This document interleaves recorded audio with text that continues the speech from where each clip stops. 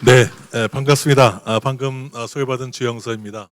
저는 오늘은 주로 이제 특히 오늘 제조업 분야에서 디지털 트랜스포메이션이 어떻게 진행되는가 하는 걸 좀 말씀을 드리면서 그 디지털 트랜스포메이션이 우리 토목 분야 또 건설 분야에는 어떻게 적용될까 하는 것들을 여러분도 이미 많이 하고 계시겠습니다만 그렇게 생각하시면서 오늘 발표를 들어주시면 감사하겠습니다. 우선 제가 대한민국 제조업 제도약을 위한 스마트 제조 혁신 전략, 그래서 정부 과제로 해서 제가 저는 기업의 30년을 마지막에 최고 경영자 CEO를 한 10년 했고, 합쳐서 한 30년 기업에 있다가 정부 일을 두 번에 걸쳐서 5년 동안 마지막은 이제 중소기업 청장을 했고요. 그리고 지금은 두 번에 걸쳐서 또 서울대하고 고대에서 지금 이제 교수로 있는데, 일단 이 산학연관을 보면서 특히 이제 요즘에는 이 한국의 근간이 되고 있는 제조업 분야를 어떻게 하면 다시 살리고 재도약을 시킬까 하는 주제로 해서 여러 지금 민관 협력 프로젝트들을 하고 있는데요. 오늘 아까 말씀하신 대로 우리나라 GDP의 한 30%가 제조업이고, 그리고 서비스업이 한 55%에서 60%쯤 되고, 우리 건설업이 지금 토목 건설 쪽이 13%라고 알고 있습니다만은 굉장히 GDP에서도 큰 분야가 서로 이렇게 제조업과 이 건설업 토목이 같이 협력하면 상당히 좋은 시너지가 많이 생길 거라고 생각합니다. 그러면서 우선 오늘 간단하게 이 제조업의 환경이 어떻게 가고 있는지를 말씀을 잠깐 드리고 스마트 제조, 오늘 제조업은 어떻게 혁신해야 되는가 하는 걸 말씀을 드리도록 하겠습니다.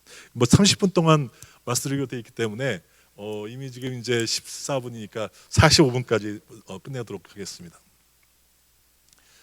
일단 우선 그래서 내용이 굉장히 많아서 하나씩만 요 파트가 세 파트로 이루는데 한 파트만 갖고도 1시간 이상 걸리는 걸 30분에 줄이니까 여러분이 왜냐하면 대부분 다 잘 아시는 분야이기 때문에 그냥 큰 키워드 중심으로 말씀드리겠습니다.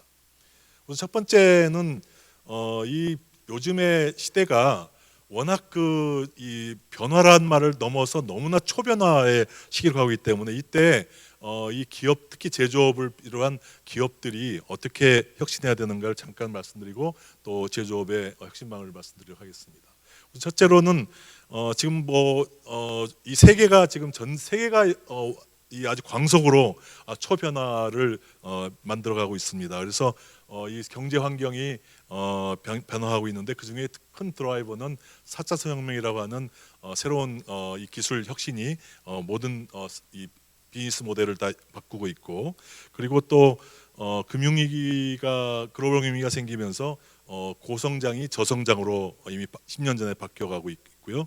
기술이 다 변하고 있고 잘 아시는 대로요. 그 다음에 사람이 바뀌고 있습니다. 세대가 지금 소위 Z세대, 밀레니얼 세대에서 다 바뀌고 있고, 그 다음에 자본주의도 모든 우리 경제의 기반이 되고 있는 자본주의도 바뀌고 있고, 그 다음에 경영 철학도 바뀌고, 그리고 또 그런 과정에서 요즘은 이제 코로나19 사태가 전대미문의 변화를 만들어가고 있고, 이 코로나 사태는 앞으로 이번 한 번으로 끝나지는 않을 것 같고, 좀 가능하면 주기가 좀 길게 나타나기를 바랍니다만은 코로나 25가 생길지 코로나 30이 생길지 이제 연도별로 좀 더 이제 우리가 점점 갈수록 대비를 인류가 잘 할 거라고 생각합니다만은 현재 우리가 아주 전대미문의 변화를 겪고 있습니다. 그래서 결론은 이제 우리 모두 다 바뀌어야 산다는 얘기고요.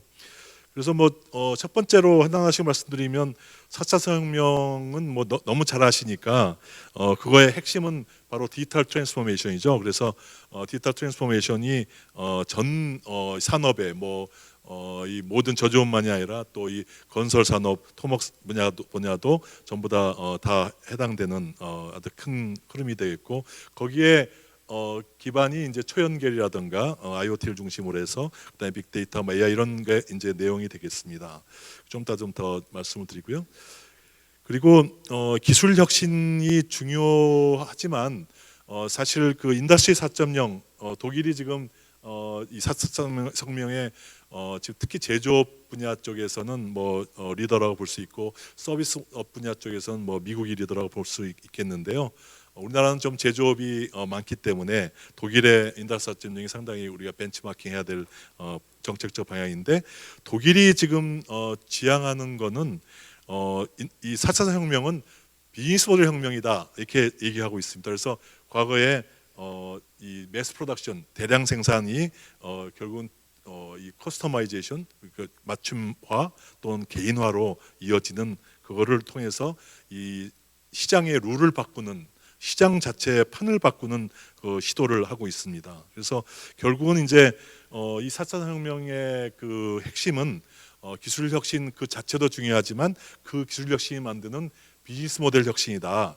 비즈니스 모델 혁명이다. 그러면 그게 과거에 대량 생산, 대량 소비 중심의 비즈니스 모델을 맞춤형 생산, 맞춤형 소비, 그게 대량 맞춤형을 거쳐서 궁극적으로는 개인화까지. 그래서 제품도 맞춤형, 서비스도 맞춤형 서비스, 의료도 맞춤형 의료, 맞춤형 교육도 맞춤형 교육. 그러니까 요즘은 뭐 건물도 요즘 이제 모든 이 맞춤형 개념의 어떤 특정한 커뮤니티에 가장 맞는 하나의 그런 개념으로 바뀌지 전 세계가 다 고만고만한 똑같은 건물보다는 이런 그 좀 커스터마이즈되어 있는 쪽으로 흘러가죠. 그래서 4차 혁명의 핵심 키워드는 커스터마이제이션과 퍼스널라이제이션이 될 것 같고요. 그런 과정에서 결국은 이 대량 생산할 때는 규모가 중요하지만 이제 이런 맞춤형 이 모델에서는 이 속도와 유연성이 대단히 중요하기 때문에 경쟁력의 핵심은 이제는 속도의 경쟁력, 유연성 경쟁력이다. 그래서 우리 건설 산업, 토목 산업도 전부 이런 방향으로 바뀌지 않을까 보고 있습니다. 두 번째 세계 환경의 변화는 이제 저성장화된 거죠. 그래서 저성장의 고착이라고 보고 있는데 결국 한 2008년도 9년도에 글로벌 금융위기가 생기면서 성장률이 이제 고성장에서 저성장으로 바뀌면서 자연적으로 실업률이 잡이 잘 안 생기는 그러니까 실업률이 없던 데에서 높아지는 그래서 결국은 전 세계가 이 저성장으로 빠지면서 새로운 일자리가 안 생기는 일자리 제로섬이 생기고 한 나라가 올라가면 다른 나라가 일자리가 줄어드는 문제 때문에 이제는 자국 우선주의, 보호무역주의 그걸 넘어서 이제는 결국 미국의 일자리가 줄는 거는 중국 때문이다. 이제 중국을 정제를 쳐야 결국은 미국이 일자리가 생긴다는 미중 갈등, 미중 무역 전쟁까지 패권 전쟁까지 가고 있는 건데 이런 면에서는 이제 우리나라는 대의존도가 굉장히 큰 나라. 대한민국 입장에서는 굉장히 부정적인 영향이지만 또 우리 기업인들은 또 부정 속에서 또 긍정을 찾아내고 있기 때문에 위기 속에서 이제 기회를 찾는데 조금 있다가 어떤 기회가 있는지 좀 더 말씀드리도록 하겠습니다. 그 다음에 이제 기술의 변화가 되겠는데 기술의 변화는 뭐 여러분들이 잘 아시는 분야이기 때문에 뭐 자세히 말씀 안 드려도 되겠습니다만 디지털 트랜스포메이션 기술들이죠. 결과적으로 가장 핵심적인 거는 이 피지컬 세계, 이 물리적 환경, 우리가 살고 있는 물리적 환경, 뭐 건설, 토목 분야는 뭐 교량을 짓고 건물을 짓고 하게 되면 그게 하나의 이제 피지컬 월드가 되겠고, 그 다음에 이제 그거를 사이버 세계로 이제 대응을 시켜서 사이버 월드가 융합을 하는 그 피지컬 월드와 사이버 월드가 융합하는 게 그걸 사람 중심으로 연결되는 게 4차 혁명의 핵심인데 그거가 이제 사이버 그거에 관련된 기술이 있을 거고 그걸 받쳐주는 그걸 가능하게 하는 기반 기술이 있을 텐데요. 가장 중요한 건 이제 당연히 센서가 되겠고 그래서 토목 건설 분야도 이 센서가 굉장히 모든 거에 아마 이제 스타팅 포인트가 될 거고 센서가 인터넷과 연결되면 IoT고 그 IoT가 이제 뭐 5G로 되고 그러면서 대단히 많은 초 데이터를 만들고 그 데이터를 AI가 분석해서 뭐 로보틱스가 뭐 액추에이션을 하고 또 3D 프린터가 뭘 만들고 뭐 AR, VR로 뭐 보여주기도 하고 디스플레이가 하게 되고 하는 거고 그런 거에 이제 5G 클라우드 컴퓨팅 뭐 CPS 이런 게 이제 받쳐주는데 특히 오늘 뭐 좀 이따 말씀드리지만 이 사이버 피지컬 시스템이라고 하는 게 결국은 디지털 트랜스포메이션에서 많은 산업들이 지향하는 방향 쪽에 중요한 기술이 될 것 같습니다. 그래서 결국은 이제 이 지금 말씀드린 대로 기술 혁신 기반의 4차 산업혁명이 되면서 이 기술 발전 속도가 지금 뭐 광속으로 지금 바뀌고 있기 때문에 이제는 과거처럼 특정한 이 기술 기반 기업들만이 아니라 이제는 뭐 산업과 관계없이 뭐 제조업이든 서비스업이든 건설업이든 모든 업종이 이젠 테크 기업화된다. 결국은 그 테크 기업화의 핵심은 결국은 데이터 기반이고 데이터를 통한 AI화가 되겠죠. 그래서 그것이 이제 하나의 그 큰 지금 CES의 올해 CES는 이제 세계 최대 기술 쇼죠. 그래서 매년 1월 초에 라스베가스에서 전자쇼가 있는데 어떻게 보면 이번 전자쇼 다음부터는 모든 이벤트가 코로나 때문에 다 취소가 됐는데 이게 지금 1월 달에 CES가 지금 마지막 좀 세계 규모의 이벤트가 됐는데요. 여기서의 가장 키워드 중에 하나가 모든 기업의 테크 기업화란 말이었고요.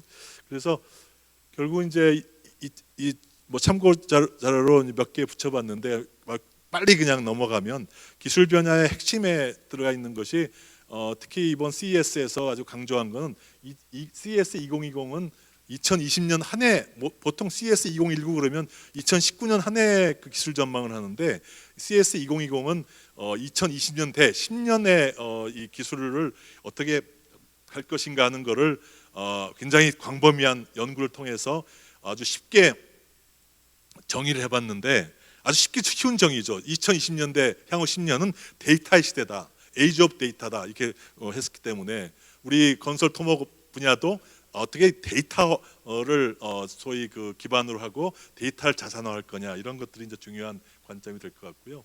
그래서 이 데이터 시대를 어떻게 만들 거냐 하는 거는 사물 인텔리전스로 만든다. 그래서 IoT가 IoT로 바뀐다. 이 첫 번째 IoT는 사물 인터넷 오브 띵스였고 아까 예를 들어 모든 사물을 인터넷에서 연결하는 거였는데 이 앞으로의 데이터 시대를 만드는 것은 사물 인텔리전스다. 사물 지능이다. 다시 얘기하면 인텔리전스 오브 띵스다. 사물에 모든 인텔리전스를 부여하는 건데 결국은 IoT가 연결이고 인터넷으로 연결되는 거고 그게 이제 5G라고 하는 초연결로 가게 되면서 초데이터가 나오고 그 데이터를 AI가 초지능이 분석해서 하나의 새로운 부가가치를 만들고 하는 것이 결국은 미래 방향이다. 그래서 이 두 가지 데이터 시대 그리고 사물 인텔리전스 이 두 가지가 이번 CES의 아주 키워드였고요. 그래서 그걸 바탕으로 해서 이제 모든 AI가 소비자 제품에 다 들어오기 시작한다는 얘기 그리고 그 AI가 전부 다 이제 연결되면서 연결과 지능이 합쳐지는 그러면서 실시간 데이터를 처리하고 분석하는 거가 이제 뭐 여러 가지 AI 칩 같은 것들이 나오고 여러 뭐 사물 인식 뭐 사람 안면 인식 또 음성 인식 이런 것들이 전부 다 하나 실시간으로 이루어지게 되는 것들을 말하죠. 그래서 그걸 통해서 일반 그 아주 뭐 고 하이텍 분야만이 아니라 이런 이 세면대 같은 그러니까 개수대죠. 개수대 뭐 세면대. 그래서 어떻게 보면 이제 우리 아파트 건설이나 뭐 오피스 건설이나 이런 건물 이 건설 토목 미적 분야에서도 결국은 이 샤워장이나 이런 것들이 전부 다 이 스마트 미러는 뭐 그 이 앞에 쓰면 이 카메라가 자기 얼굴 앞에 쓴 사람의 얼굴을 상태를 분석해 가지고 여러 가지 건강에 대한 어드바이스를 해주고 뭐 저 이 개수대 같은 경우는 말로만 하면 전부 다 필요한 만큼의 물을 뭐 1리터만 따라라고 1리터 딱 따라주고 뭐 38도짜리 샤워 틀어 그러면 온도 38도짜리 딱 맞춰갖고 샤워를 해주고 이런 것들이 이제 생활에 들어오니까 다시 얘기하면 모든 생활을 다 바꾸는 개념이죠. 그래서 먼데 있는 얘기가 아니라 바로 이 모든 기업의 모든 뭐 제조업이든 서비스업이든 모든 기업이 이러한 그 데이터와 AI의 영향에 전부 다 가게 되고 이런 그 화장품도 다 개인 맞춤형으로 이제 가능해지게 되고 뭐 여러 가지 건강 모니터도 그렇고요. 그래서 이런 것들이 지금 변화하고 있고 그 이제 우리 건설 토목 분야에서도 이 스마트 시티의 또 굉장히 핵심인데 거기에 또 핵심이 또 스마트 모빌리티죠. 그래서 이 어떻게 움직일 거냐 하는 이 사람이나 사물이 어떻게 이동할 거냐 하는 거가 이제는 이 뭐 전동화 뭐 기본이고 뭐 자율주행 또 여러 가지 그 인프라스트럭처하고의 그 통신 문제라든가 또는 뭐 이런 그 뭐라 하나 이 킥보드까지 포함한 거기다 하늘까지 연결한 이제 한 지점에 이동하는데 차량만이 아니라 하늘 뭐 이제 그 항공 택시라든가 또는 뭐 항공만이 아니라 그 해상을 이용하는 거나 또 마지막 뒷골목에 킥보드까지 전부 다 멀티모달 개념으로 바뀌는데 이런 걸 다 연결시켜주고 이걸 다 자동적으로 컨트롤해주고 하는 것이 다 사물 인텔리전스가 하게 될 거다 하는 다 그게 데이터 기반의 AI가 하게 될 거다는 얘기고요. 그 다음에 이제 헬스케어 분야도 결국은 뭐 모든 헬스케어가 다 이런 방향으로 가는 건 너무 자명한 일이고 또 로보틱스가 서비스적으로 대폭 확대되면서 로보틱스가 이 여러 가지 이런 물류라든가 이런 사람을 이렇게 밑에 같은 경우는 이 치매를 예방하는 가장 좋은 방법이 자꾸 대화를 시키는 거래요. 그래가지고 이 대화하는 강아지 로봇 같은 것들이 뭐 나오기 시작하고 있고 그래서 이런 하나의 그 추세들 그리고 모든 사회 문제를 전부 다 사물 인텔리전스로 해결해보자. 그리고 또 XR, AR, VR 뭐 이런 것들이 사실은 이 토목 건설 분야에서도 아주 이 숙련된 사람들이 할 수 있는 정보를 AR 글래스에다가 담아서 숙련되지 않은 사람들한테도 하나의 그 이 오퍼레이션을 가르쳐 줄 수 있는 이런 것들이 전부 다 지금 요즘 그래서 요즘은 이 AR VR도 맨 처음엔 B2C에서 시작하다가 요즘 B2B 쪽으로 급격히 넘어가서 이렇게 이 증강현실 쪽이 이런 소비자 제품만이 아니라 이런 이 기업의 오퍼레이션에도 굉장히 많이 적용되고 시작하고 있습니다. 그래서 결론은 뭐 지금 데이터 시대를 대비하려면 사물 인텔리전스 역량을 확보해야 된다. 그 핵심은 AI하고 데이터하고 그다음에 5G다는 얘기였고요. 그다음에 이제 비즈니스 모델을 혁신해야 한다는 얘기는 좀 이따 좀 말씀을 드리고 그다음에 디지털 트랜스포메이션이 이 4차 혁명의 핵심인 디지털 트랜스포메이션이 대단히 이제 가속될 거다 하는 건데 이게 코로나 사태를 맞으면서 더 가속화를 되고 있는 거죠. 그래서 이 전기업의 테크 기업화는 피할 수 없는 상황이고 그리고 이제 글로벌 이게 너무 빨리 변하니까 혼자서는 안 되기 때문에 글로벌 협력이 필요하다는 얘기가 되겠고요. 그다음에 이제 세대 사람이 변화한다는 거는 특히 뭐 오늘 주제하고는 조금 관계가 없겠지 모르겠습니다만 사람이 하는 거니까 관계가 없을 수는 없겠죠.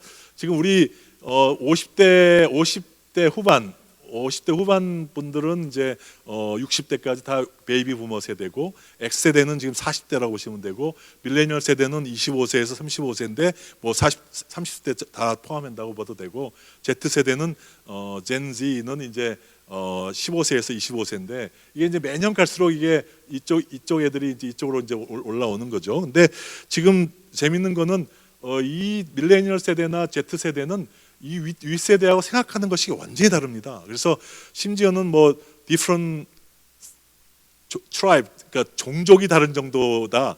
아니면 different animal이다. 이런 정도까지 얘기해서 사실 이 방에 계시는 분들이 자식들 아들 딸하고 아들 딸이 대부분 다 지금 50대 되시면 다 이제 Z 세대, 밀레니얼 세대인데 얘네들하고 대화가 잘 된다고 생각하시면 좀 이상한. 그러니까 이거 어떻게 보면 잘 안 되는 게 당연한 그게 된 거고요.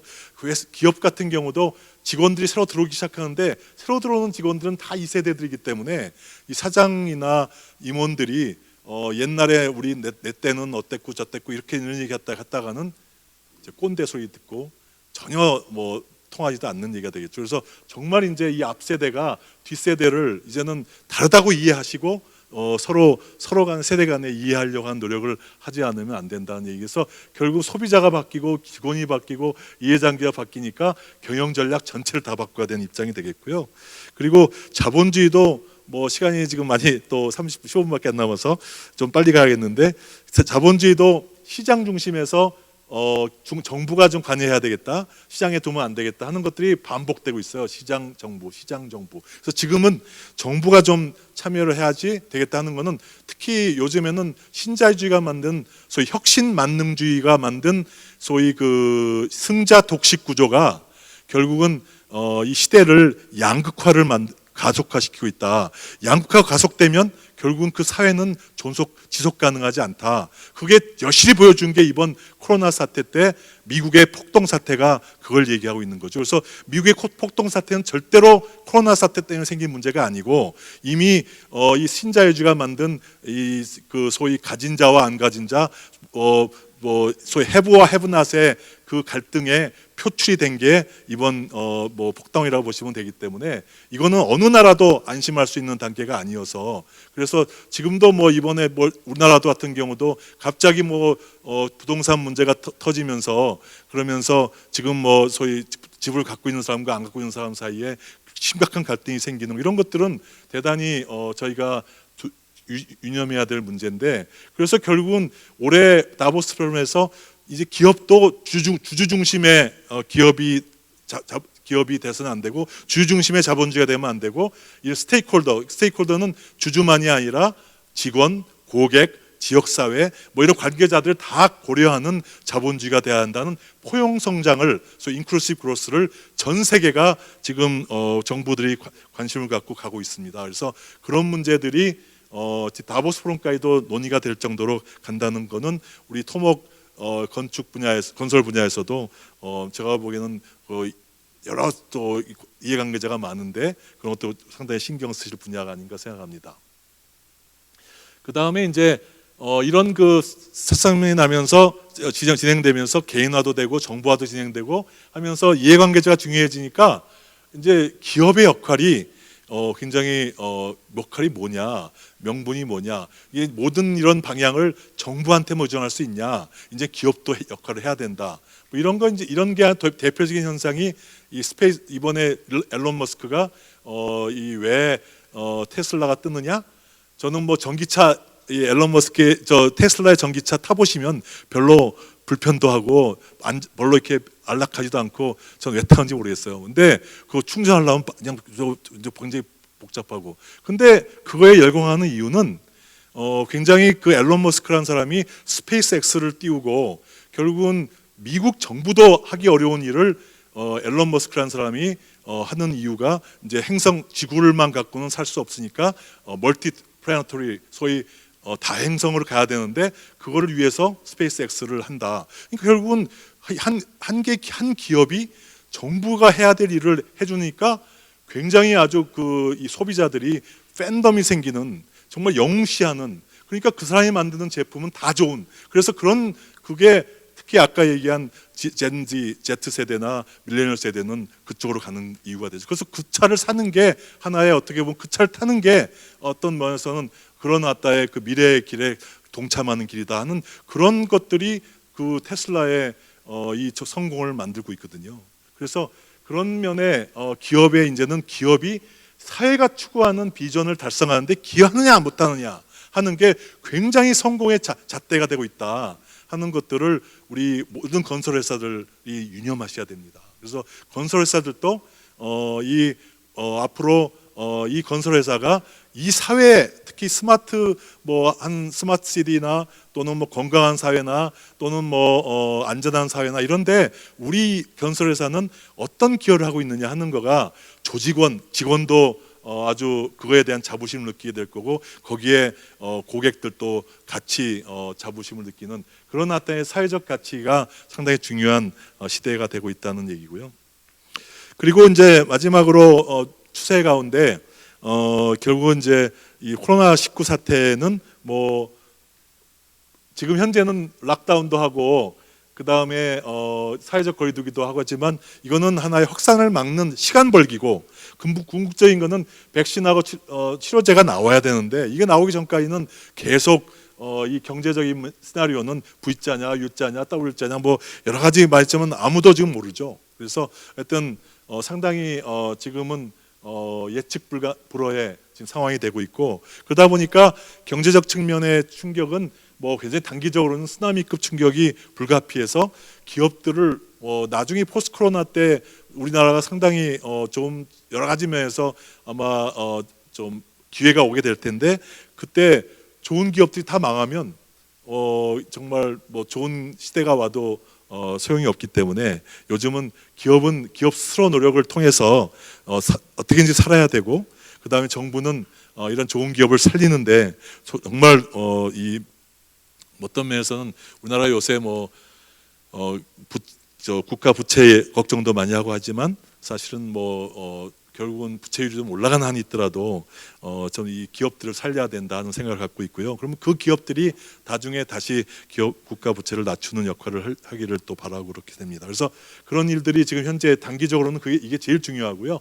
그 다음에는 이제 온라인 비대면 경제 문제라든가 4차 산업이 더 가속된다는 얘기 아마 드렸고, 그 다음에 우리나라의 큰 기회는 이제 글로벌 공급망이 재편되는데, 특히 미중 갈등이 오히려 코로나로 인해서 더 격화되고 있기 때문에, 이거는 이번 가을에 중요한 이제 미국 대선이 있게 되는데, 트럼프가 재선이 되든 안 되든 전혀 관계없이 다른 바이든이 대통령이 되더라도 미중 갈등 문제는 계속 지속될 거다고 지금 보고 있고, 그렇기 때문에 탈중국 현상은 계속 가속화될 거기 때문에, 탈중국을 하면 어디로 가나?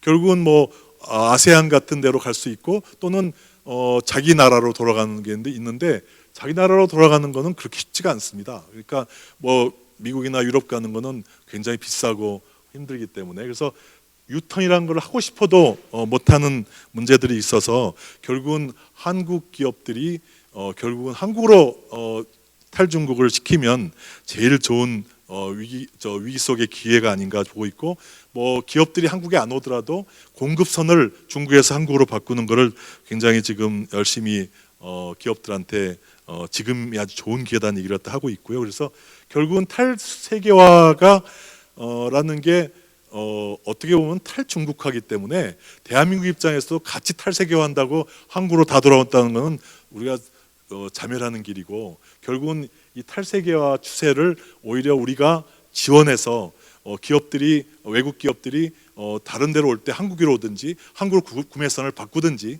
또 그 사람들이 미국으로 돌아가겠다 하면 미국에 돌아가는데 거기에 장비를 공급하고 거기에 소재나 부품을 공급하는, 한국 입장에서는 글로벌화를 더 확대하는 기회가 돼야 되는 이유가 되겠죠. 그래서 그런 면에 중요하고, 그다음에 비즈니스 모델을 대혁신을 해서 하는 걸 좀 더 말씀드리겠습니다. 그래서 그런 걸 묶어서 비즈니스 모델 혁신, 그 다음에 기업의 특히 제조업 같은 경우는 스마트 제조 혁신이라든가 이런 기업 시스템 혁신, 이걸 두 개를 하려면 다 아까 얘기대로 기술 기반이기 때문에요. 특히 비즈니스 모델은 커스터마이제이션, 퍼스널라이제이션이 핵심 방향이 되겠고, 그거가 이제 B2B나 B2C는 완연할 거고, B2B는 그걸 따라가는 입장이 될 텐데, 굉장히 아마 모델 체인지 같은 것도 과거보다 빨라지고 많아지고 하는 거가, 그걸 따라가려면 비즈니스 모델이 바뀌어야 되고요. 그걸 하려면 또 기업 시스템도 바뀌어야 되는데, 그 기반은 다 R&D다. 그리고 그 기반은 또 사람이다.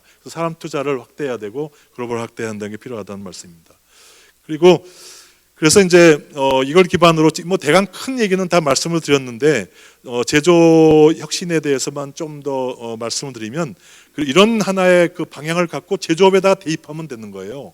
그리고 건설 토목 분야도 이런 방향을 건설 토목 분야에 대입해서 적용하면 되는 겁니다. 그래서 제조업 같은 경우도 지금 우리나라 제조업이 지금 사실상 정체 상태고, 또 굉장히 수출 부진하고, 또 여러 가지로 지금 특히 중국 대비 지금 경쟁력도 지금 떨어지고 있고, 그래서 결국은 지금 크게 보면 이런 외부 환경에 대한 문제도 있고, 하지만 글로벌 경쟁력이 약화되고 있다는 게 우리가 굉장히 주의해야 될 점이고요. 코로나 때문에 묻히어서는 안 될 일이, 이거를 코로나의 다음에 기회를 잡으려면 우리 경쟁력을 획기적으로 올려야 되는 거가 제조 혁신을 한 이유가 되겠고, 그건 다 디지털 트랜스포메이션이 핵심 방향이라는 거고요. 그래서 그 글로벌 경쟁력이 약화되는 근본 원인은 이런 패스트 팔로우로 우리가 성공을 했는데, 그 성공 여인인 빨리빨리 싸게 하는 거는 지금 퇴보하고 있고, 그걸 대체하는 기술 혁신이라든가 이런 쪽은 미흡한 이게 결이기 때문에 앞으로는 우리가 기술 기반 기술 혁신 또 비즈니스 모델 혁신을 얘기하는 디지털 트랜스포메이션을 획기적으로 앞당기는 일이 그리고 이걸 해소하는 길이어서 그걸 바탕으로 하는데 이거가 지금 재밌게도 모든 전 세계가 제조업을 다시 지금 재무장하고 있습니다. 잘 아시는 대로. 그러니까 지금 제조업은 심지어는 카카오가 시총이 현대차 시총을 넘어갔다 그래갖고 제조업은 끝났다, 서비스업이다. 이거는 굉장히 위험한 얘기입니다. 그러니까 다시 얘기하면 현대자동차나 삼성전자나 이런 제조업들이 해외에서 보러 들어온 외화를 가지고 내수 구매력이 커져서 그 내수기업, 카카오는 전형적인 내수기업인데 내수기업이 잘 되는 건데 이게 수출이 안 되고 내수가 어려워지면 내수기업은 그냥 같이 죽죠.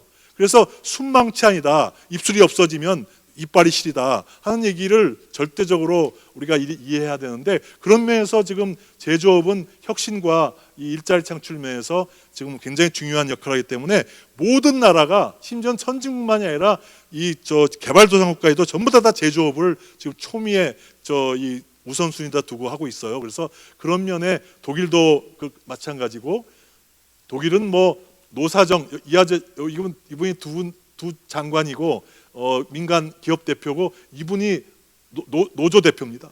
그러니까 노조까지 참여해가지고 노사정이 지금 이걸 위해서 해나가고 있다는 거고요.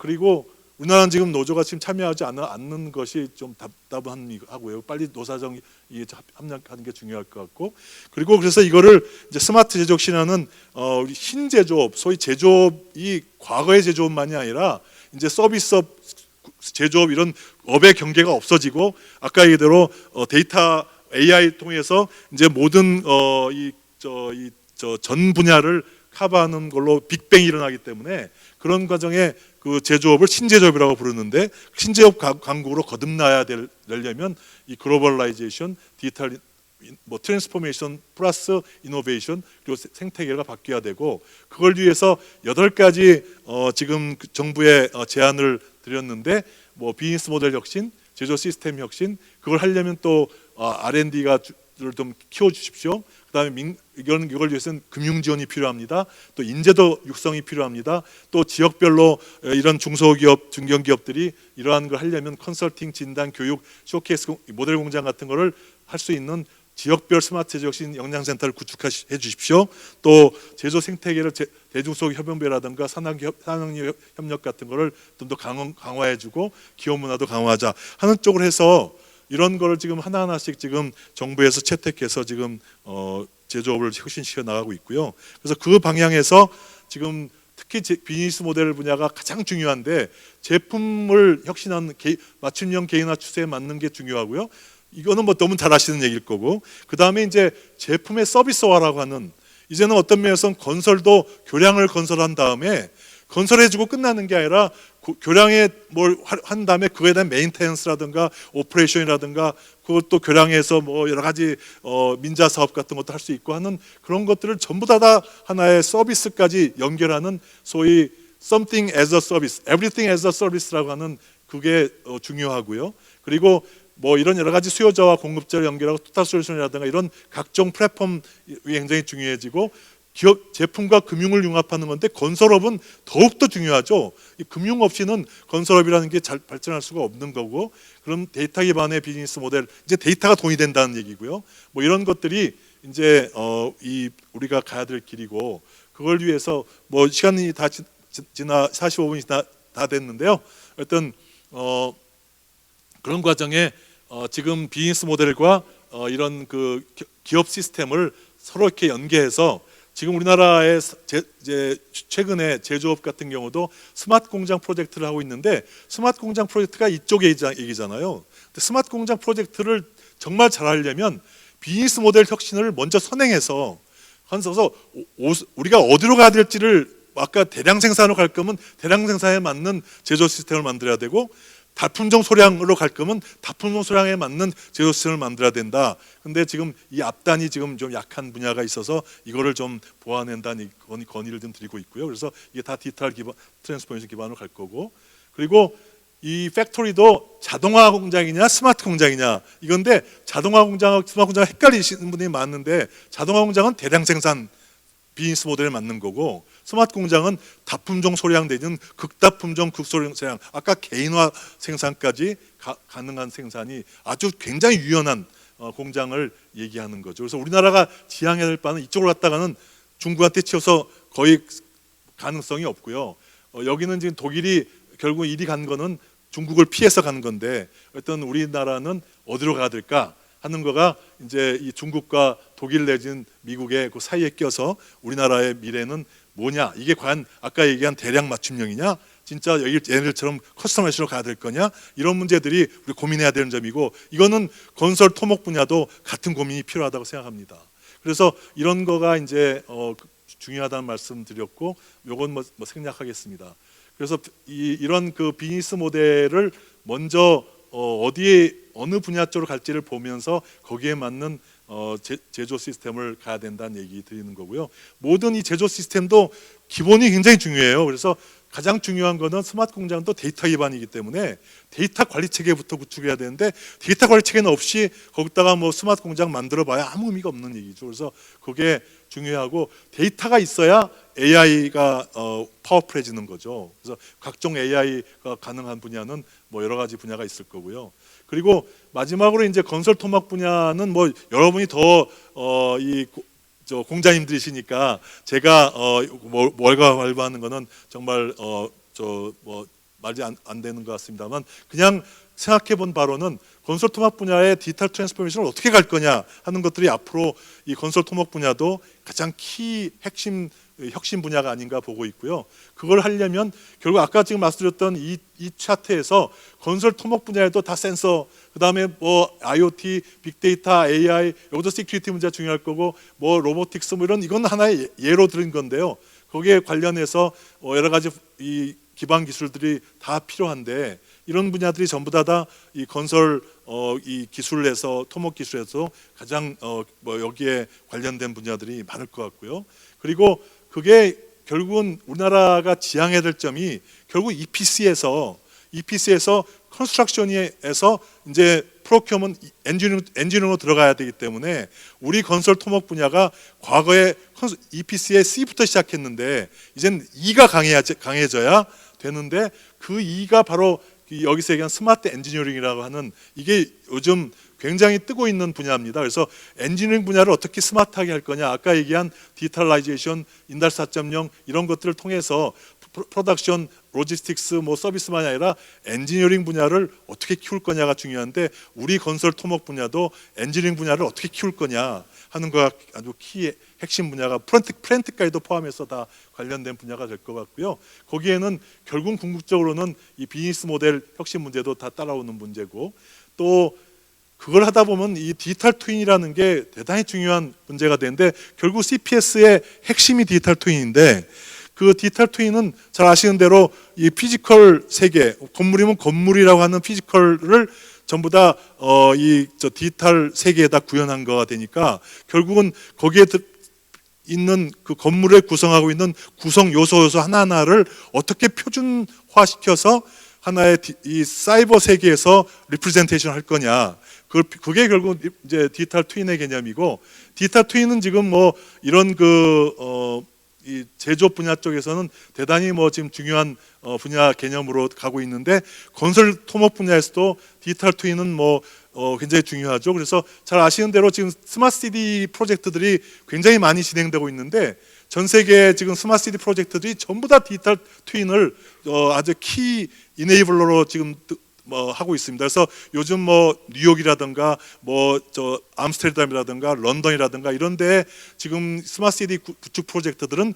전부 다 디지털 트윈을 기반으로 하고 있어서, 디지털 트윈을 구성해서 분석도 하고 시뮬레이션도 하고 소위 비주얼라이제이션 해가지고 하나의 그 어떤 소사이어티의 컨센서스도 만들고, 그러면서 하나의 그 계속 이미 지어본 다음에 나중에 문제 생기는 게 아니라 스마트 엔지니어링을 통해서 엔지니어링 단계에서 모든 다운스트림 액티비티를 다 점검하는 그런 콘크런트한 그런 개념을 지금 요즘 이제 들어오고 있는 거는 여러분 너무 잘 아시는 분야일 것 같은데요. 그래서 이런 분야에서 한국이 과연 잘할 수 있냐, 저는 제가 보기에 우리 저 제조업도 결국은 이 미국, 중국, 뭐 독일, 일본 이게 제조업 강국인데 이게 특징이 뭔가요? 이 사람들이 전부 다 강대국이잖아요. 강대국은 또 군사대국이고요. 군사대국이 제조업 없이 군사대국은 불가능하잖아요. 요즘은 태평성대가 지금 몇십 년 진행되고 있는데 요즘 솔솔솔 나오는 게 뭐가 나오고 있나요? 전쟁이 가능할지 모르다. 뭐 전면적인 전쟁은 안 일어날지 모르지만 미중 간에도 국부전이 일어날 가능성이 있다. 뭐 여러 가지 이 소위 국부전에 대해서는 많이 얘기가 나오고 있는데 그러다 보니까 모든 나라들이 군비에 대해서 다시 증강을 하고 있거든요. 군사 대국이 되려면 무조건 제조업이 강해지지 않으면 안 되잖아요. 그래서 저는 이 신제조업 육성이 굉장히 중요하다고 여러 가지 면에서 중요하다고 보고 있고 시대적으로도 그리고 대한민국 경제가 제조업이 살아야 살게 돼 있는데 우리나라도 아까 말씀대로 건설업이 15%나 되기 때문에 GDP에 마찬가지로 건설업도 굉장히 중요한 문제가 되고요. 그래서 이러한 문제가 결국은 이 코로나19 사태가 이 초변화 시대 이런 시대가 결국은 어떤 면에서는 뭐 이게 재편되는 시기이기 때문에 이 시기에 아까 얘기대로 탈중국이 되고 하게 되면 그런 거에 대한 하나의 또 베니핏 그리고 또 이번에 코로나 사태 때문에 또 한국이 또 안전한 나라라는 거에 대한 어떤 좋은 이미지가 좋고 있기 때문에 이런 것들을 잘 살리면 선진국 도약이 가능하다는 얘기고 마지막으로 정말 제가 이 뭐 끝으로 드리고 싶은 얘기는 우리 대한민국 건설 토목 분야도 이 디지털 트랜스포메이션을 잘 우리가 할 수 있으면 우리 제조업의 분야들하고 또 다 협력해서 이네이블링 테크놀로지나 이네이블링 시스템은 이네이블링 어프로치는 똑같기 때문에 그러한 것들을 같이 이렇게 같이 협력해가면서 구현해 나가면 우리 건설 토목 산업도 세계 최고가 되지 않을까 하는 말씀을 드리면서 제 말씀을 마치도록 하겠습니다. 감사합니다. 네.